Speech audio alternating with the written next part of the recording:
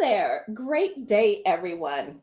Until a few years ago, I never paid much attention to what they call imposter syndrome. I heard about it and I was just kind of like, oh, well, okay, maybe. But then I started thinking, well, isn't imposter syndrome just a bit of a lack of confidence? Isn't that what imposter syndrome is? Or is it really more?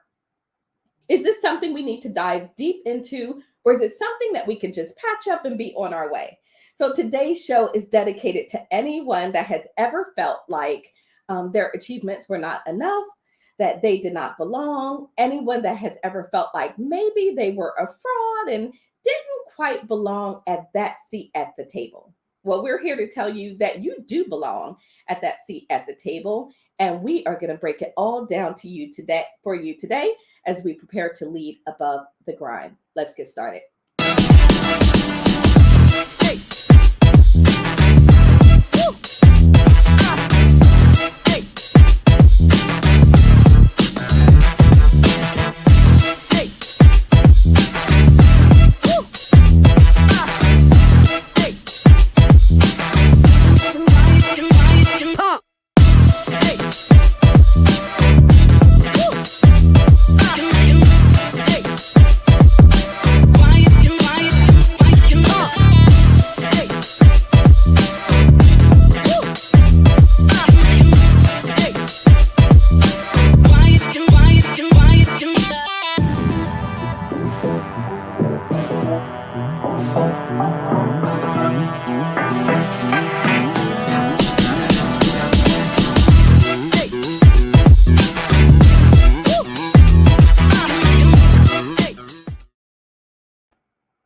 All right, great day, everyone. We are so happy to be back for another episode of the Coffee with Rhonda show, where we are your cup full of inspiration, revelation, and wit for today's savvy leader. So today we are on, this is episode 7, and this is season 7 and episode 85. So, man, we're going to get to that 100 mark soon. We got to start planning the party. All right. So as we get started today, I want to thank everyone for tuning in. Before we get started, we know that there's always a couple of asks, whether you're watching live on a replay, listening later on podcast. Please be sure to visit our YouTube channel and subscribe, and also to share, because there is something in this conversation today that there will be someone out there who needs to hear that message. So please share it with others. So with all that being said, my name is Rhonda Y. Williams, and I am what I like to call an RSO, or a recovering stressed out leader. Today, I believe we have to modernize our view of leadership to include a more aware, well-being centric leader who is able to be more effective and more efficient while still taking care of themselves. If you want to learn about the work we do in the world, you can visit www.abovethegrindleadership.com. So that's a little bit about me. Today, I have my cup that says be awesome today and every day. I figured, you know what? We're talking about imposter syndrome. I'm awesome. You're awesome. Let's be awesome today and every day. So let's introduce our wonderful co-host, our caffeinated co-host, before we get to our special guest for today. So Roz, great day to you. Good morning. I'm so glad to be back, and my picture is clear. Look, no technical problems. It's exciting. It's the little things in life that make us happy, right, Roz? Okay, yeah, I don't need $1 million check. I just need technology to work. That's all. Because this season has been a rough season for us when it comes to connectivity. But nonetheless, I'm Roz Jones, the CEO and owner of Jacksonville's Best Caregivers, where we help expand the life of your loved one. Why do I do it? I do it to help the caregiver to reduce that SOS on their journey, which is being stressed, overwhelmed, and providing safety and security. When you can't do it all, you give me a call. And today I am drinking 10.0 alkaline water. Oh.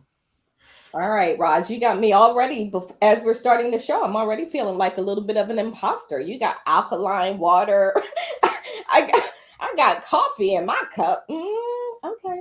Look, the alkaline water, if you're not ready, you need to be close to the boardroom when you drink the water. That's all I'm going to say.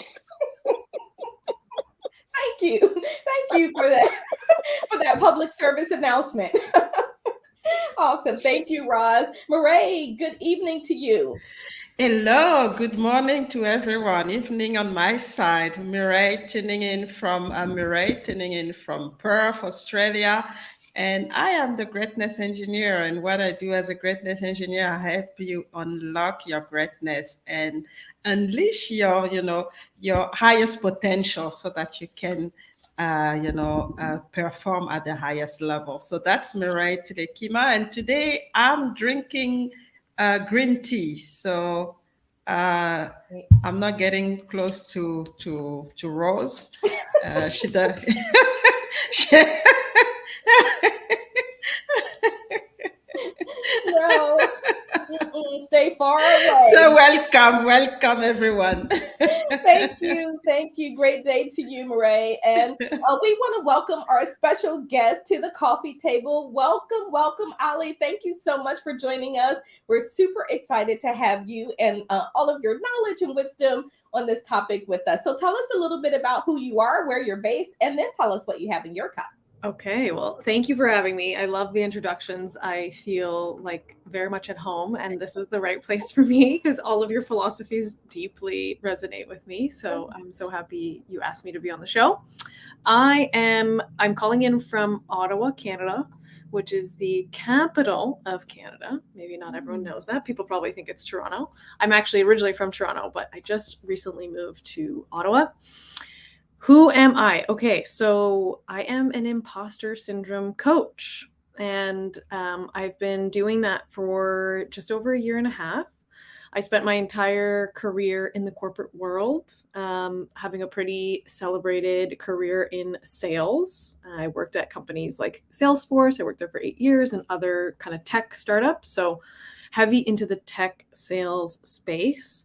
But about maybe 9 years ago now, I found coaching at a time in my career when I was really not performing very well. I couldn't figure out how to get out from the bottom of the dashboard, and I'm quite the hyperachiever. So if I'm not achieving, I'm beating myself up and I'm telling myself that I suck, right? So I needed to figure out a way to stop doing that because I didn't know how at the time. And so I found a coach, and she really taught me how to trust myself, how to understand and decipher, my negative self-talk and the negative mindset that was keeping me in my self-fulfilling prophecy of not doing well, right? If you believe that you're not going to do well, then you're going to kind of not take the right actions to do well. And then you're not going to do well. And you're going to be like, see, I didn't do well. Right? So that was what was happening to me before coaching. And then after coaching, I became the number one rep on my team. I hit 150% of my quota, which is very hard to do at Salesforce. And I was absolutely convinced that coaching is a magical thing and that I wanted to spend my life being a coach. But it took me like 8 years to make that dream come true. I stayed at Salesforce, like I said, for quite a long time. And then I left and went to a startup. But then a year and a half ago, it was actually Jim Carrey's commencement speech. Are you familiar with that? The one that he did at the, I can't remember the university now, but very kind of spiritual university. And he told a story about his dad, who was a absolute hilarious man, could have been a great comedian, but chose the safe path out of fear. He was an accountant, which is the opposite of fun and funny, right? And and then he got fired from that safe job, right? And they, kind of fell into poverty. And so Jim goes on to say that he learned many lessons from his father, one of the biggest one being that you can fail at what you hate, so you might as well try at what you love. Ooh. And there was like this just aha moment in when I was watching that, even though I had seen it before. It's like, you're ready to hear a certain message at a certain time. Like I had heard it before, but then I was watching that 2 years ago now. And I was just like, I can't keep doing this. I can't stay denying myself of my dream of being a coach. And so a few weeks later, I went into my boss and quit, and then immediately started my coaching journey as an imposter syndrome coach. Yeah. Wow. That's very cool. So That quote is so powerful. Mm. You can fail at what you hate, so you might as well try what you love. Oh my goodness, that is just fantastic. Okay, so before we get into that, Yes. you're out of what can what do you have in your cup? Okay, so it's kind of funny what I'm drinking. So first of all, I have my A cup for Allie, Okay. right? Which is cute. But I'm speaking of imposter syndrome, I'm drinking imposter coffee because it's basically a coffee substitute. So it's not coffee, but it tastes like coffee, and it's like a dandelion root blend. I don't know if you've ever heard of this. I'm not. I'm probably the first person on the show to drink this, but it's like Dandelion. Is it dandelion? yes. Okay, Yeah. I had one before coming to the show. So hey, There you go, right? yeah. So it's literally it's imposter coffee because it's black. Okay. It looks like coffee. It kind of smells like coffee, but it's not coffee. Awesome. So we're all on the imposter train today. So we're right where we need to be today. So let's dive into this. Before we do, let's say good morning to a few folks out there. Michael's out there. Michael says, "Good morning, ladies. Rock the screen." Hey, Michael, it's always good to see you. Regina's out there in Austin, Texas. She is coffee, and it's a pleasure to be here. My mom is out there also. Mom, good morning to you. Excited for another great show. She's drinking hot chocolate with cinnamon and ginger. Great to see Roz today. Roz, mom says it's good to see you. Let's see. Victoria is also with us. Hi, Victoria. Great to see you. Espresso Roast Starbucks. I'm really excited that you're here, Victoria, to participate in this conversation. It's going to be a good one. And then someone on Facebook is saying, "Hey, ladies." I hate when the name doesn't show up. I just am like, some Facebook person is like, "Hey, ladies." And then I have water in my cup. Okay. They might also be joining for a group, which I know Facebook from groups does not allow showing of names. Imposter syndrome. So let's dive into this imposter syndrome and talk a little bit about it. So let's talk first about what it is. And then and we'll do that at a pretty high level. But then I also want to see if there are any stories that we have that we can share, because stories are really powerful. And as I was thinking about this, I thought of my own personal story of imposter syndrome. And I didn't even know what it was. But as I look back on it now, I was like, oh my goodness, I have imposter syndrome. Right? Yeah. So it's one of those aha moments things. So let's first talk about what imposter syndrome is. And if you've got personal stories out there, you're in the audience or you're out listening, share that with us as well. Roz, what about you? When you think of imposter syndrome, what does that mean to you? And then have you had any personal experiences with it? I guess for me, because I'm in the healthcare industry, most of the people don't look like me that own the businesses. And so the imposter syndrome for me was fear, procrastination, and lack of confidence. Yeah. Because when I would walk into a client's house or wherever I was, they always ask me for my credentials, for my IRS number, for my insurance. And when I used to work for my competition and I would go in and do the same type of assessments, they never asked for that. And I finally decided to, I said my next client, I'm not even walking. I normally walk in with my book because I'm already prepared for the question. And this time when I walked in, I think it was because the way I was postured, I had a different mindset. I said, I am not going in with this book. I'm not. I'm not going to belittle myself. I don't think I should have to do that. And for years that mentally bogged me down, because I knew I could get the client. Trust me. That wasn't even, I wasn't even worried about that. But those initial questions, do you have the EIN number? Are you certified? Do you have insurance? Are you bonded? Do you do background checks? I'm going to go ahead and call out. You didn't ask Home Instead that when I was working for them or Visiting Angels. You didn't ask any of them that. Right. But you're going to ask me. And so part of it, like I said, it was fear, procrastination, self-doubt. And then I said, well, is it because I'm Black or a small business? I don't know. Right. But that one day, just that one day, when I decided I'm going to pull my shoulders back, I've never had to go in with a book again. Wow, Roz, that is really a powerful story. And you have to get to that point, right? So first, Mireille, let's go to you, and then Alli, I want to come to you after Mireille, and I want you to get us wrap this up for us in terms of what really is it that we're dealing with when. And Victoria's question, she says, you know, is imposter syndrome, is it good, bad, or mess? So we're going to talk about that also, Victoria. So Mireille, first, talk to us about your experience with imposter syndrome. So my experience with an imposter syndrome came in actually when I entered the energy sector, when, you know, I was working with people who didn't look like me. And the second thing is most of the, you know, the guys that I was working with, they were coming from very prestigious university. And I was coming from a very small university in France.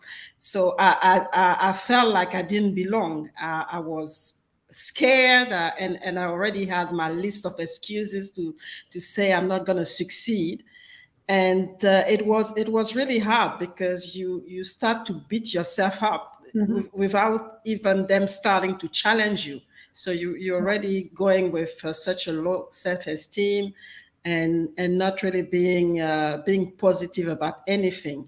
And I actually managed to turn down, but because of one of the women, an American woman who was working there, who actually coached me and gave me all this confidence to tell me, you're here. I mean, you're here to learn. There's nothing to fear. Just do what you have to do. So I really had to have this lady to push me and to really help me to start really believing in myself and just being myself really and delivering to the level that was required. So it was quite a difficult experience. Wow. So thank you for sharing that, Mireille, because when you are in, like, you are a woman in a very heavily male dominated industry, right? So that in and of itself, but then you also had sort of the college, right? And thinking, well, I didn't go to the right schools, and all of that can really play on your psyche. So Alli, break down for us, what is this imposter syndrome? And then you can react to anything else that's been shared. Yeah, those are perfect examples that I will definitely kind of give you my take on. But first, let me talk about kind of the clinical definition, if you will, and then I'll also tell you a little bit of my own personal definition from all the work that I've done with clients and how I see it manifest. So the original study that even created this terminology of imposter syndrome was done in the 70s, and it was originally done only on women, which is one of the reasons why typically people think it's a woman's issue. So the definition that came from the study is persistent thoughts of inadequacy despite evidence of success, right? So that's kind of like the formal definition, right? And what I heard in both of your stories is this feeling of people don't look like me here, right? Which the minute I hear that, what I hear behind your words is this longing to belong, right? So imposter syndrome is really underneath it all, this deep down need that we all have to feel like we belong, right? Because when we belong, we feel safe. Think back to like when we're in tribes way back in the day, like you need to belong to the tribe in order to be safe, right? So it's literally an animalistic survival need that we have. And so what we tend to do when we want to feel safe and belong is then look at the crowd, right? Look at the people that are in this crowd that feel like, you know, what you want to be in. And you then start to try to look and act and say and speak like them, right? Which then literally does make you also feel like an imposter, right? Because you're not actually being yourself, right? You're trying to fit into this group, right? And again, so coming back to like the not seeing people that look like you. So that's another reason why the imposter syndrome has been kind of touted as a women's issue, because there are still so many, listen, we live in a patriarchy, like no one's arguing that, right? And there are still so many industries where women don't hold high titles. So here you are, you know, you're young in your career and you want to progress your career, but no one like you, even your gender, is the CEO or is a VP. Like, so how are you to believe? You don't have any, your brain has no evidence to say that that's possible, right? Mm-hmm. And so then you can develop this belief that it's not possible, but we often internalize that belief to mean it's not possible because I'm not good enough, right? Mm-hmm. And so, you know, I heard that in kind of both of your stories, Mireille, you know, then you started thinking, I didn't go to the right school, right? I wasn't smart enough to go to the right school, or I didn't make a good enough decision to go to the right school, whatever it might be, right? And Roz, you know, people were kind of acting towards you as you might not have, right? And then there's a part of both of you that believed a little bit of it, right? Even though you were like, you know, no, I should be here. But deep down, subconsciously, you were like, they're kind of reinforcing this deep down self-doubt that I have. And then you're back in the vicious kind of cycle, right? The self-fulfilling prophecy, until the moment, like you, Roz, when you were like, no, like I'm going to keep getting these objections if I keep believing that these objections are true, right? The second you were like, first of all, they're not true. And I'm not even going to let them be true. So I'm not even going to bring my book, right? And all of a sudden, people just started acting differently towards you. Nothing changed. Your credentials did not change. The choices you made in your past did not change. The only thing that changed was actually how you felt about yourself, right? Oh. And so that is the work that I really do with my clients, right? So it is really about restoring back to kind of your core self, right? Without all this external influence that we have in our lives, right? This external programming that we have in our lives that says, you know, you're only acceptable and successful if you have X amount of money and this title and all these things, a car and a this, right? Screw all that. Take that out of the picture. Who are you at your core, right? And confidence, the word confidence means to know the truth of something, to be so certain about the truth of something. So what I help people do, what I help my clients do, is be so certain of the truth of who they are, right? Mm-hmm. At their core, what they value, what their strengths are, their natural talents, their natural abilities, which it sounds like, Roz, that's exactly kind of what you tapped into in that moment, to be like, shoulders up, right? I have a dog, right? So I'm always like, I'm the leader, right? It needs to know that I'm not scared. But it's true. Like if I'm distracted and I'm not paying attention, I'm just kind of it'll take advantage. And the second that I'm like, no, this is how we're doing things, he's like, okay, all right, I see what's happening here. So it is your energy, right? But you can't fake energy.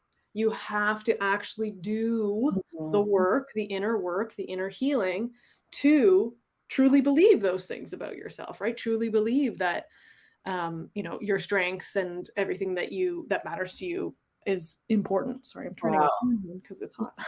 Yeah, no, I think though, so many pieces in there for us to pay attention to. And I think in particular, the fact that it's our choice, right? Mm-hmm. We can own it or not. We can choose to compare ourselves to others or not. I want to pause for just a minute because I found something and then I want to come back and get everybody to react to this. Michelle Obama was talking about imposter syndrome. And I think this is a really good clip for us. Before I do that, let me just check in with a couple of people because Victoria said, in today's world, I often find out that having imposter syndrome is the only way to survive to advance, particularly for neurodivergent people. I struggle with this, as people will say, you've got an accent. And then wanting to feel like I belong, I've mastered my English language. I love that you brought it back to that feeling of belonging, because I think that's what's resonating with Victoria here, Alli. Michael said, I used to be Darth Vader as a leader of teams, and I had to change that. After successfully becoming a dynamic leader, I still would fall back to Darth Vader style for short periods when chaos required it. But it should never be the first choice style or sustained for very long.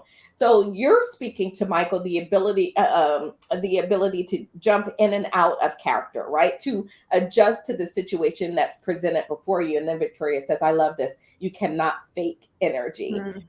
Yeah, it's like it can be created or destroyed, but you also got to have it, right? In order to use it and display it. So let's listen to Michelle Obama, because I love this. And we'll come back and talk more about this imposter syndrome and why it even matters. Mhm. Going back to Victoria's question, is it good, bad, or doesn't matter? Maybe we all just are going to live with it. But what's the risk of us not owning and dealing with imposter syndrome? And so we'll share that after I share this quick clip. I apologize in advance for those of you who are listening on audio or later, because this will be removed because of copyright, but we can play it live. For minorities, there's this feeling like because you've been told that you're not good enough, that when you're in a room, you're wondering, well, how did I get here if I've been told I'm not good enough? Women feel it oftentimes because society says you shouldn't be doing that, right? So you feel like an imposter in your own life. You feel like, especially if you've achieved success or you're in rooms that you're not supposed to be in because society has told you that, you think maybe somebody is going to discover that I shouldn't be here, right? That's imposter syndrome. Does that make sense? It sure does. So what I tell people is, okay, and all I can do is tell you this, because imposter syndrome it's a thing in your head. And, it's just like self-confidence. It's just like, it's like any internal characteristic. Much of it is what you practice telling yourself, and if you've heard that you're not good enough, that's what you're practicing. I'm just here to tell you it is not true. You wouldn't be here. You wouldn't be doing what you're doing if you didn't belong here. And I also have the advantage of, and I say this not with any level of arrogance or lack of humility, but I have been at so many powerful tables now, right? I've been at, I've worked in every sector. I've been a lawyer at a big law firm. I've worked at an academic university, been associate dean. I've been the vice president in community development at a hospital. I've been, I run a nonprofit organization. I have worked in the government. I worked with the mayor in the city of Chicago. I worked in the Department of Planning and Development. I was First Lady of the United States of America. I've seen these seats. I've served on corporate boards. I've done it, not all, but I've done a lot. And I'm just telling you, there are a lot of people who don't belong there. And every table, I thought it was me. And after a little bit, I was like, nope, it's him.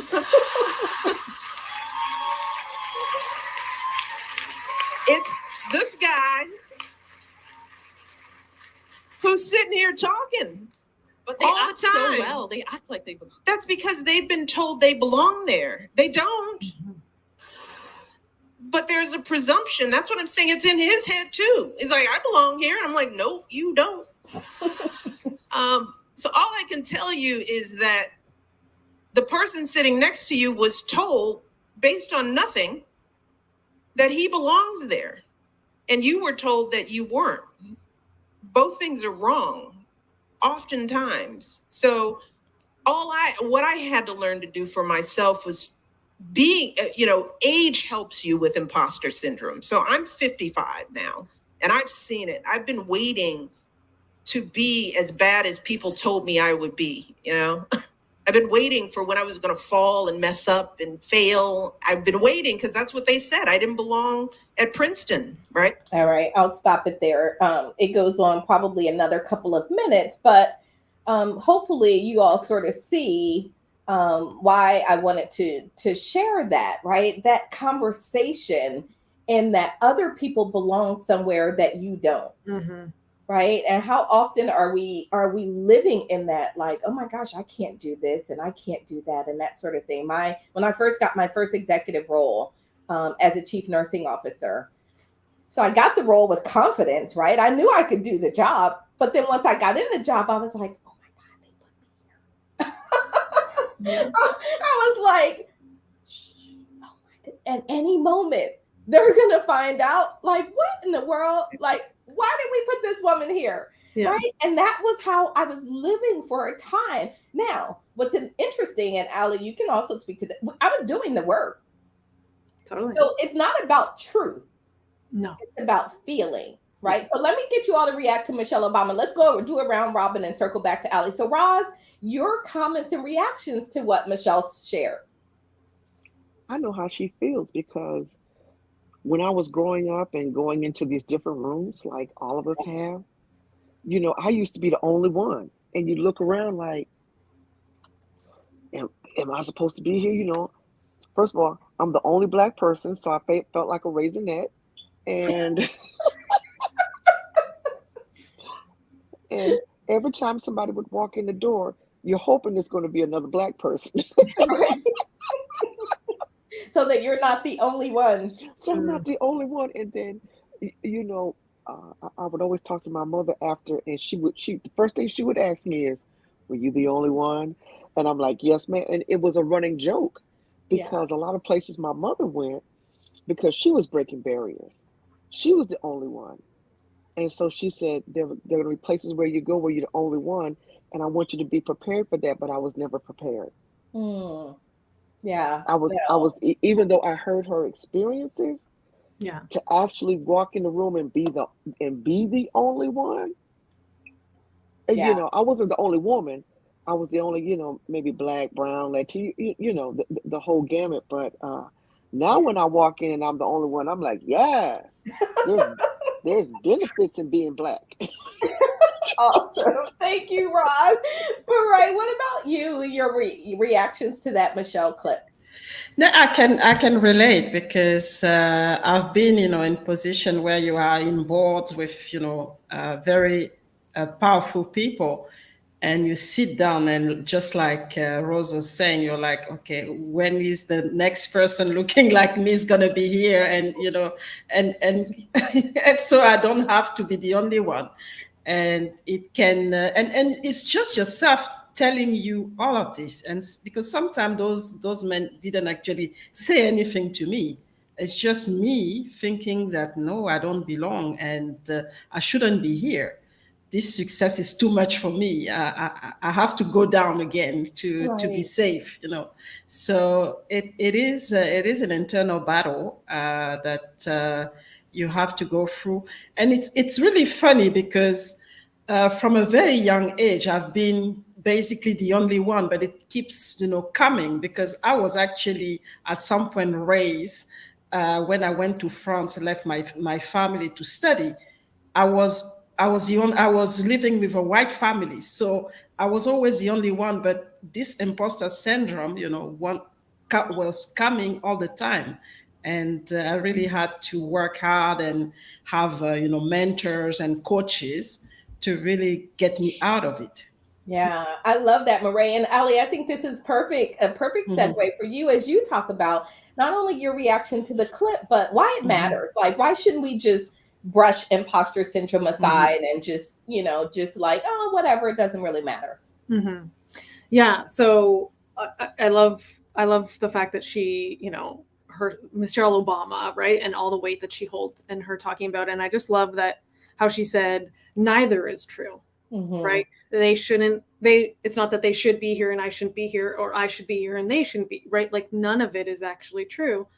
And that's so important because coming back to like, it's all just what's happening inside. And I keep bringing it back to kind of animals because I have a puppy and I'm training him. So I'm learning a lot about myself through training a dog. But, both of you said being the only one. And Roz, you said, my mom tried to, get me ready for that experience, but I wasn't ready, of course, because you had never experienced what emotions were going to come up for you in that specific moment, right? And when we're the only one, whatever it is, the only woman or the only, whatever, just the only one in a group, what is happening inside of our bodies is a survival response. Like think about being an animal, right? If I'm a dog and I walk into a room of bears, right? The dogs would be like, I don't know if this is the right room for me. Like I might be in danger, right? Again, coming back to tribes, right? We all existed in tribes. If we were a different, species or something different from the tribe, we would be the easiest one to throw away, right? You don't look like us. You don't seem like us. You could be thrown away. So it's not that like we're deficient in any way for having these feelings when we are the only one. It is actually entirely naturally human to feel that way, because your body is literally having a survival response to being the only one, right? Go ahead, Roz. Ellie, I want to ask this question. And when I was feeling like the only one, I felt like I had to adjust to fit. I couldn't be myself. Of course. Yeah. Because if you were yourself and you weren't accepted, well, now survival really might be in danger, right? You might actually be endangered. So let me do what they do. I'll be Mhm. safe that way, right? So we kind of Right. chameleon in and then imposter big time, right? So, okay, coming back to good, bad, should we care, why not, whatever. Well, I think there is no good and bad in the world. I think everything is a matter of preference, right? What I like to say about imposter syndrome is all about perspective. So my perspective about imposter syndrome is it's actually a fantastic thing, because if you are still having imposter syndrome type of thoughts, whatever scenario it is, right? There's many scenarios it can show up in. It is alerting you to the fact that you haven't fully come into yourself, right? You haven't fully healed what needs to be healed in order to know the truth of who you are, right? And so if you'll allow me, I'll just kind of give a brief history of how we're all imposters, okay? So I'm going to take us back to childhood for a really quick second, just to make what I just said make even more sense. So as babies, we have many needs, right? Food, shelter, water, sure. But like higher than that, right? Higher on the hierarchy. The two main needs that we have is attachment, right? A connection to a parent. We would die literally if a parent did not take, or an adult at least did not take care of us. Whereas other species, like a giraffe, walks out of the womb. It just like starts walking, it doesn't sure, it needs their mom, but it's not as necessary, right? Humans are literally useless without a human. So connection and attachment, survival need, right?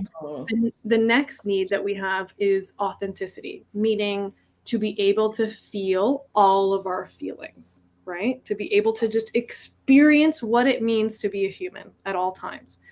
But as every parent is just trying to do their best, which I 100% believe, and I believe that there's too much stress on parents with their jobs and all these things going on.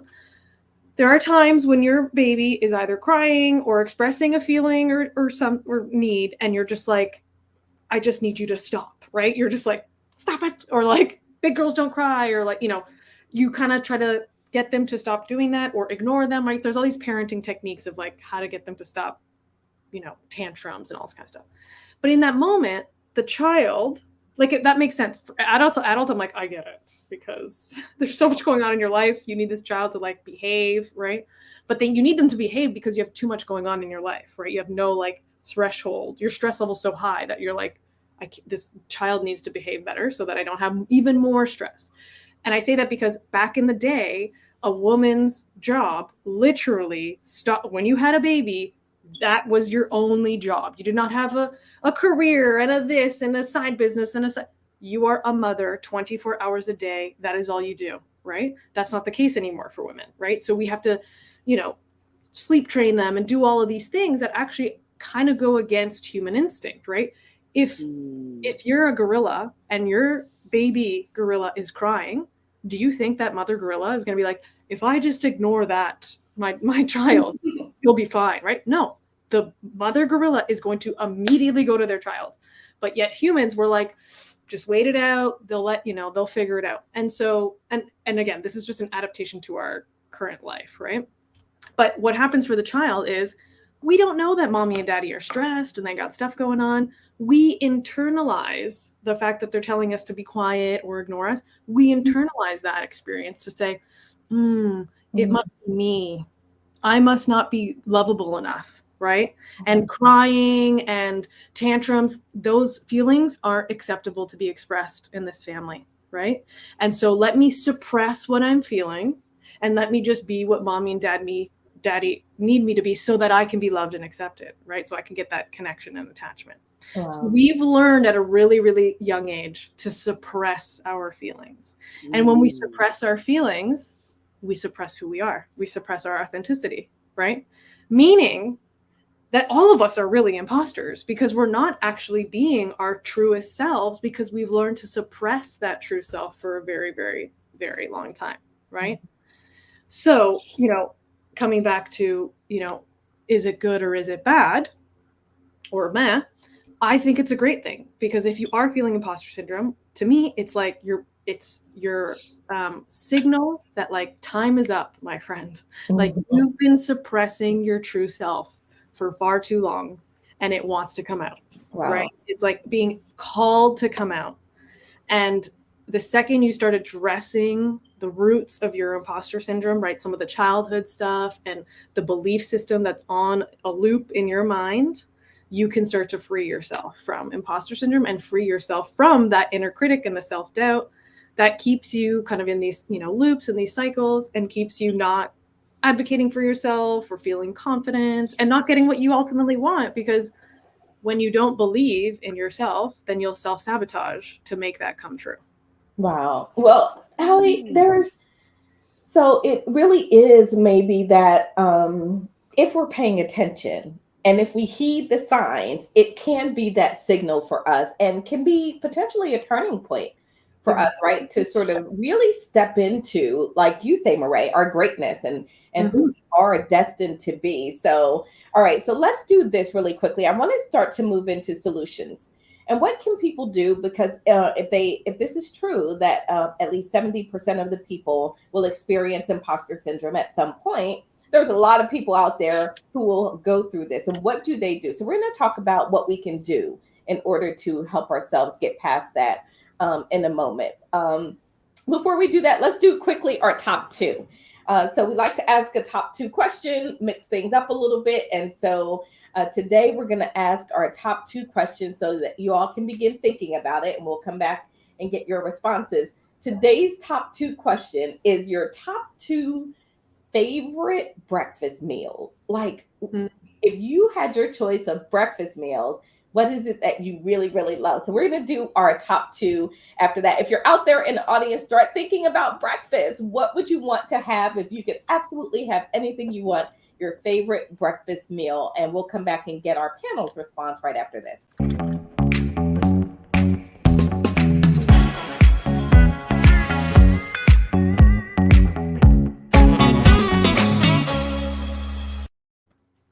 Okay, so our top two favorite breakfast meals. Miss Roz, Roz is ready. Roz is like, all right, bring it on. I'm ready for this one. All right, go for it. My top two, of course, I have to stay hydrated, which would be a mimosa. And then you got to stay hydrated, honey. And then the other one is a quiche. I love quiche. Ooh. Do you make quiche at home? Yes. Okay. Huh. It's one thing. I actually enjoy quiche, but I never make them at home for some reason. Yeah. Really? That's a critical answer for me. I did not expect quiche. Yeah, I know. Well, I did not expect mimosas either, but hydration. All right. Okay, so Mireille, what's your top two favorite breakfasts? So for me, I like oats for breakfast with fruits and one, orange juice with it, fresh orange juice, and also eggs. I like eggs as well, and toast with the eggs. And I think that's there's a lot, but I think that's what I would go for. See, orange juice is in a mimosa. Orange juice and mimosa is together. Hydration. Vitamin C. Awesome. Alli, what about you? Okay, so my first one would have to be anything with smoked salmon.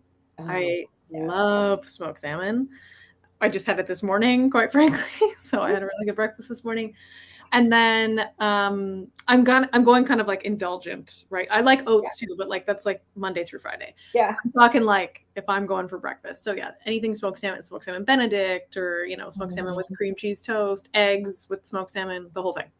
The second one, indulgent, would be banana walnut pancakes. Banana walnut pancakes. Mm-hmm. Yum. That sounds delicious. Yeah. All right. Well, let's see so Victoria says, OMG, American breakfast, the best meal ever. So Victoria, is that like eggs and bacon and toast and like, what's an American breakfast? And Michael says, 2 eggs over easy and avocado toast. Michael, you stole mine. I was going to go with the avocado toast as one of mine. It has quickly become one of my favorites. And then there are different variations and different preparations. You can add the smoked salmon. You can have the eggs. You can, do all of this. I love that one. So Regina says, breakfast cookies with cheese and butter cookies. All right, I'm confused. Maybe you didn't mean to say breakfast cookies. Cheese and butter and a good breakfast with a healthy sauce. All right. So Victoria said, don't forget the strong coffee. And she said, yep. So that was to the eggs and bacon and toast and that sort of thing. Okay. So my favorite, in addition to the avocado toast with the smoked salmon and the eggs, would have to be chicken fried steak, grits, and eggs. Like that's if I'm gonna be terrible and be bad, I'm gonna do chicken fried steak and eggs. That is become one of my favorites. And don't forget the biscuits on the side. So all right. So thank you all for playing along. So let's go back and start talking about some strategies for imposter syndrome. And Alli, I want to share your quote that you shared with us as we go into talking about, do you all have strategies like Roz and Mireille? Are there specific strategies that you use? Because it might be that this still comes up periodically, right? That it, comes up. So we'll talk about that. Let's share your quote first, Alli.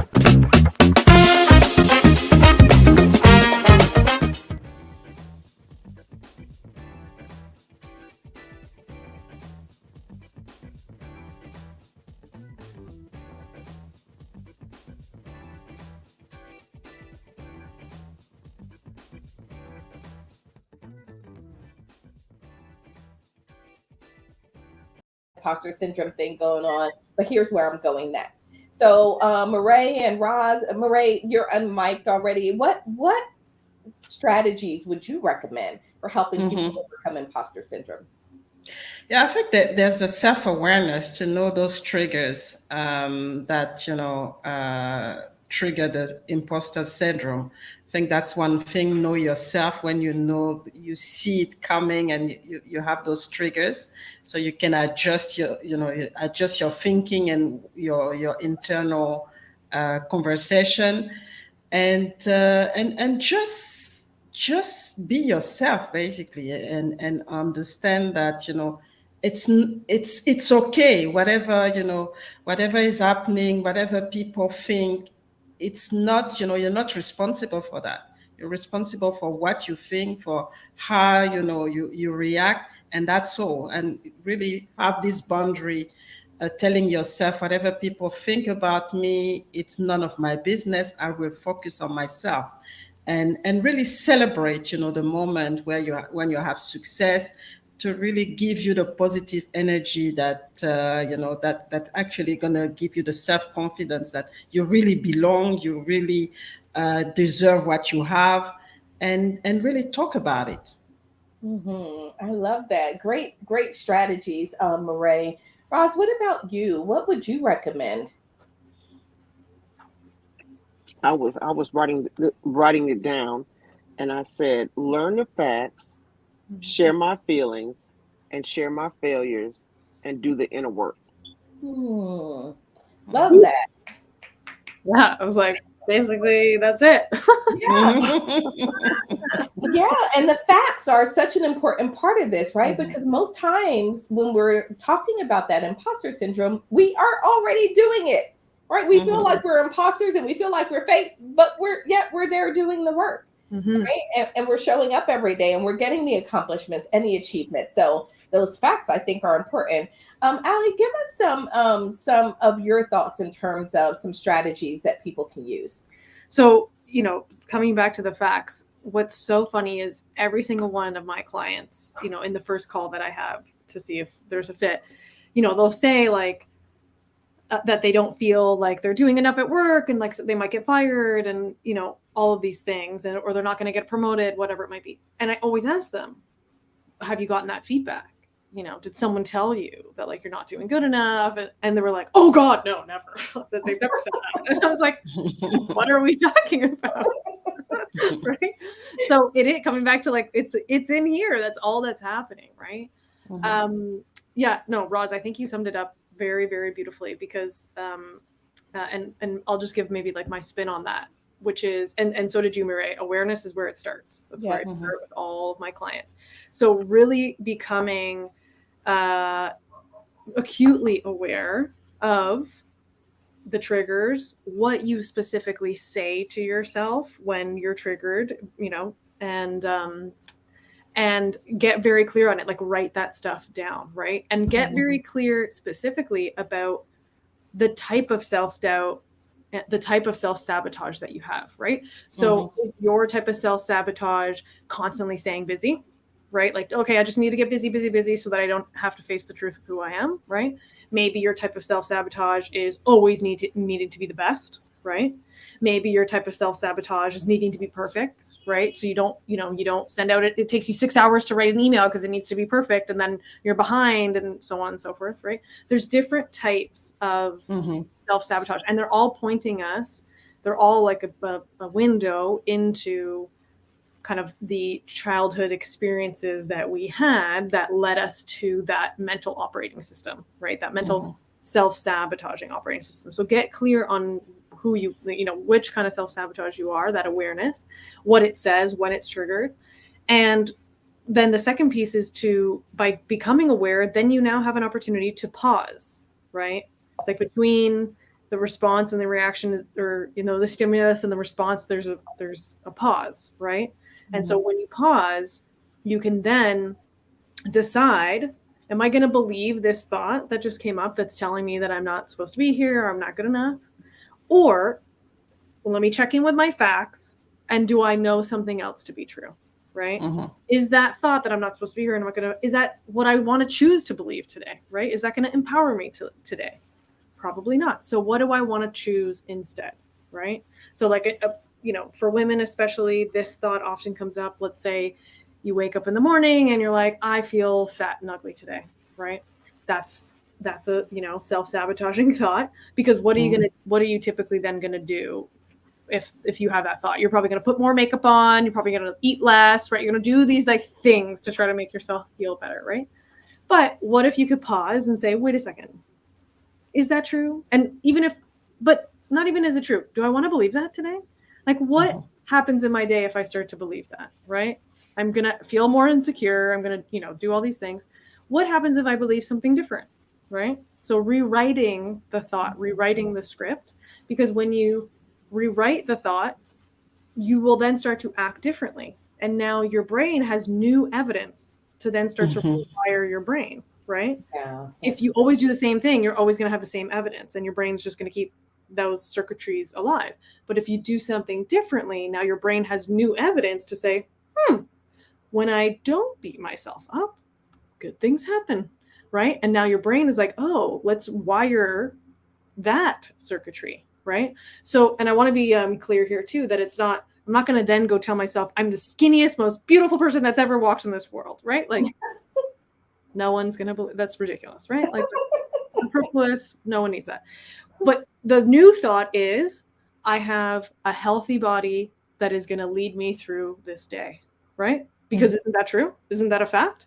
If you're alive and you're breathing, you must be healthy. If you're having that thought, you must be healthy in some way, right? To be alive.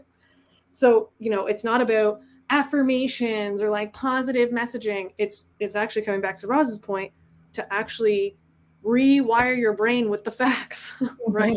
The facts are, I actually already have this job.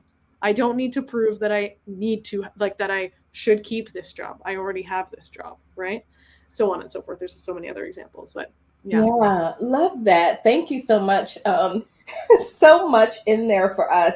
And I've been trying to, after the show, sort of summarize all of the great takeaways and everything. And one piece that I was thinking about as I was preparing for the show, and I heard mentioned a couple of other places, is to name it. Like, have fun with it. Kind of give it a name. Like, who is that voice in your head? Is that negative Nancy? Is that the terrible Terry? Or like, give that person a name so that when he or she shows up, you begin to recognize and you go, oh, Nancy, we're not doing this today, right? Exactly. And you can begin to really have some fun with it. I was listening to one person who said they named both of those alter egos, right? They named the one with the negative and they named their super. So Roz has her alter ego. Roz, what's her name? I was waiting on you. Here's her name, Alli. You ready? Yes. Her name is Jaquita Alize Jenkins Johnson. I feel like there's a good backstory here. We'll talk later. Yeah. That is awesome. I love that. So we've got a couple of comments out here. So mom said there's an area of people with imposter syndrome that are children or adults who've been abused, and they're constantly attempting, to hide and, that appearance of being abused and that sort of thing. Yeah, mom, we could probably do like a whole show on that, right? A whole different show. Because that's like real trauma. Exactly. That's really trauma. So Regina says, wonderful show. Never thought about the name imposter syndrome, but there's a lot of gold nuggets here and appreciate the episode. Amazing show today. Bernadette is out there. Hey, Bernie, great to see you. Good morning. My answer is no, but the part of myself that I don't want people who haven't already seen the side of me when I must protect myself, that's not a fraud. It's the life defending side where she can get very ugly trying to do so in a life-threatening situation. So you're saying that there are just parts of you that you hide because either number one, people don't deserve to be in that space, or number two, it's not a healthy space for you to be in all the time. So you don't want to be there. So thank you for sharing that. Victoria said, amazing conversation. Great to see everyone, especially Roz. Roz, see, you are missed, honey, when you are not here. Trust and believe. Okay, so let's do our coffee cup shots, and then we're going to do our wrap up. I can't believe the hour's almost gone already. So, got it. Thank you kindly. All right, so when we come back, we're going to do our quick wrap up. We're going to go to our co-hosts and get their final takeaways. And then we'll come to you, Alli, and get your final takeaway, and also ask you how people can learn more about the work you do in the world, and if there's anything else that you want to share as well. So let's do our quick little doodad here, and then we'll come back and do doodads, and then we'll come back and do our takeaways.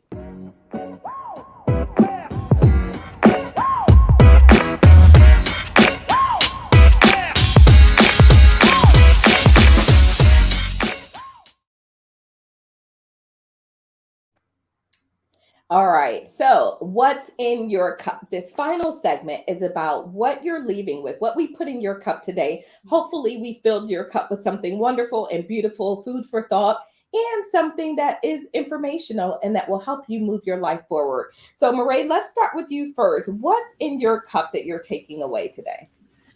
So what's in my cup is the sticking to the fact and rewiring our thought to get rid of the imposter syndrome. I think that's the strong one for me. Mm-hmm. I love that. Right, the facts speak for themselves. Mm-hmm. These feelings are not facts, right? Yeah. They're just feelings. So I love that one too. Thank you, Mireille. Roz, what's in your cup? The piece with Michelle Obama said, "What do you practice telling yourself?" Mm-hmm. What do you practice telling yourself? And that right there is something that it was an impact that I'm going to implement. Awesome. Wonderful. Mm-hmm. Thank you so much, Roz. And Alli, what are you hoping people take away that we put in their cup in this conversation today? Oh, I thought you were going to ask for my takeaway. I was going to say, yeah. Because I was going to say when Michelle Obama said, we talked about how, we feel that way because we've been told that way, and they feel that way because they've been told that way. Right. And I often think about, how, because I say something and I'm a woman, how it might be received differently than if my partner, a white man, he's actually an Arab man, but, he looks white enough. If he said it, like, how would that be received? Like, it would, I don't know, but I'm just saying there might be a difference. So what I hope people take away. Okay. I hope people take away that, imposter syndrome is, it's not a bad or a good thing or a bad thing. It's something that you really can use and leverage to get what you want in life, right? I think everyone wants to feel confident, right? That's a really nice feeling. It makes us feel safe and content and happy. And imposter syndrome typically robs us of that, right? And so I hope they take imposter syndrome, their feelings of imposter syndrome, as a hopeful sign that there's something that they can do to not feel that way and that they can get out of their own way. That's my biggest mission in life. And what I'm so passionate about is helping people get out of their own way. It pains me beyond belief to see people be the reason in, the things stopping them from being who they want and getting what they want. And oftentimes imposter syndrome is that thing, right? Which is why I've focused on it. So I hope they take away that they can do something, and they should take it as a good thing. Awesome. And how can people learn where to find you or connect with you and learn more about the work that you do? Yeah. So I hang out most on LinkedIn. So I'm Alli Rizacos _imposter syndrome coach on LinkedIn. There you'll find my website, which is allirizakos.com. And you'll also find my free masterclass that if you liked what we talked about today, I go in way more depth and give some more kind of takeaways and what you can do about it. And I also kind of offer a little gift at the end of my masterclass as well. And so you can find that on my website at allirizakos.com or on my LinkedIn. It's one of the first featured links. Okay, awesome. And Alli, if you would send me the link to your masterclass, Yep. We'll share that, and then we'll post that in the show notes also, so that we can make sure that we're sharing that with others. So I think this has been a wonderful conversation. I'm hoping that everyone took something away from it. As I think about sort of my last thoughts on this, I think my last drop is imposter syndrome can cause us anxiety, low self-esteem, fear of failure, overworking. It matters, right? It matters if you can use it as a launching point, but it also matters if it holds you back. Right? Are you afraid to apply for that job? Are you afraid to go for the big contract? Are you afraid to do these things because you're feeling like an imposter? So fight the feelings with facts. And as we all talked about today, you're not alone in this. You don't have to be alone. Get help, get support, get a mentor, get a coach. Talk to others about these feelings because there is a real power in that, right? That we're leveraging and doing things together. So I think just thank you everyone for contributing to the conversation. Thank you guests for the comments. Like, you all rock, you power our conversation and keep us going. And so we're actually going to go over to the backstage and just do a quick debrief about this. So if you are a member of Coffee with Rhonda Tribe on Facebook, it's a free group. Just search Coffee with Rhonda Show Tribe and you can join the Facebook group. And then you get all of our backstage conversation recordings. So you get to see those if you're in that group. So thanks everyone for being here. For my co-host, amazing co-host, great to see you all. Love you both so much. And next week's show, I will actually be, where will I be next week? I'm actually headed to the airport as soon as I'm done this, and I will be in Phoenix for next week's show. I'll be in Phoenix for that. So looking forward to seeing everybody next week, same time, same station. Until then, continue just to be amazing, right? What is my continue to be awesome today and every day. And then we will see you all back here next week. Have a great weekend, everybody. Thank you.